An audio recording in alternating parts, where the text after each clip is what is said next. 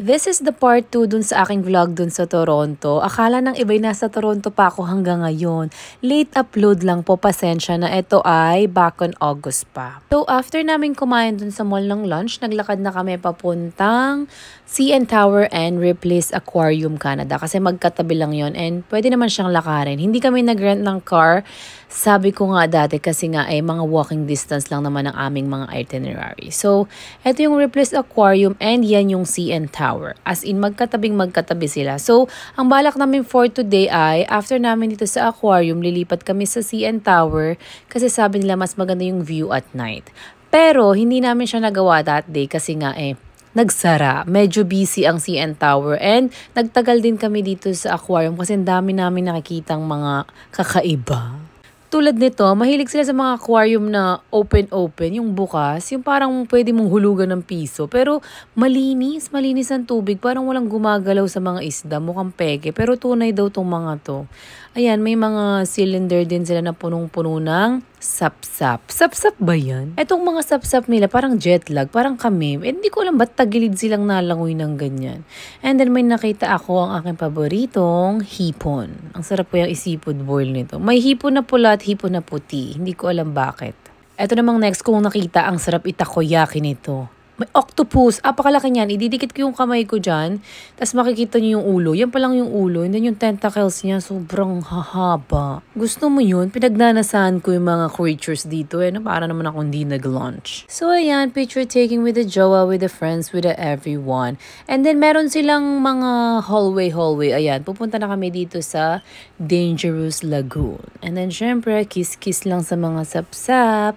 Tapos alam nyo ba, napaka-cool nitong aquarium na to. Kasi alam nyo yung left side na yan, yung hapakan, para siyang escalator na flat, yung parang sa airport. Sasakay ka lang dyan, tatayo ka lang dyan and then gumagalaw lang siya daan-daan. Daan-daan, Kapampangan. Dahan-dahan. You don't need to walk na para hindi medyo matagtag yung mga video mo. Pupunta ka lang dyan and then video-video ka na. By the way, itong aquarium na to, pabilog siya, ayan pa-rainbow siya from top to side, to the side, to the side. Ayan, nakita namin si turtle. Ayan yung mga turtle. Meron din kaming nakitang pagyo. And then, kaya ako, ang laki naman nito. Oh, parang ngayon ko lang nakita Hindi, ang laking tilapia nito.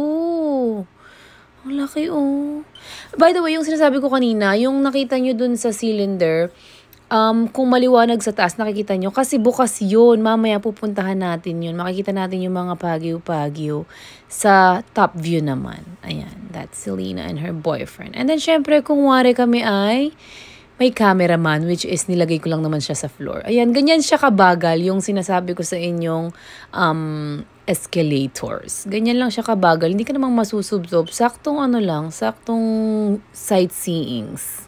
At nung medyo napagod na kami, nag-break time. Ito'y pang bata lang laro. Pero, since we're kids at heart, nilaro na rin namin. Ayan, tubig-tubigan lang dyan. And then next one, palubat na ako dito, I remember, kaya mabilisan na lang din. Jellyfish! Mukha silang computerized pero tunay itong mga to. Ayan ang gaganda, amazed nga ako.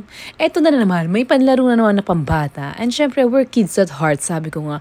Nilalaro namin tong tsunami. Dapat mapatumba mo yung mga black cards na yan. Eto yung sinasabi kong top view. Yung top view na yan, makikita mo dyan yung mga pagyo. Ayan, yan yung nakikita natin pagyo kanina sa baba. So, kaya ka nakikita nyong maliwanag. Yan yung nakikita nyo. Diba? Ang dami nyo nakikita. So, tinatry ko siyang hawakan kasi pwede naman siyang hawakan. Wag lang yung tail kasi baka ikaw ay ma-dedok. Bawal hawakan ang mga sharks. Pero yung mga pagyo-pagyo na yan, pwede naman. Pero hindi ko siya nahawakan actually. So yeah, umuwi na kami and then may nag-rap battle dito sa harapan ng aquarium and nanood kami ng onte. Hindi na rin kami nakapunta ng CN Tower that day kasi nga sarado na.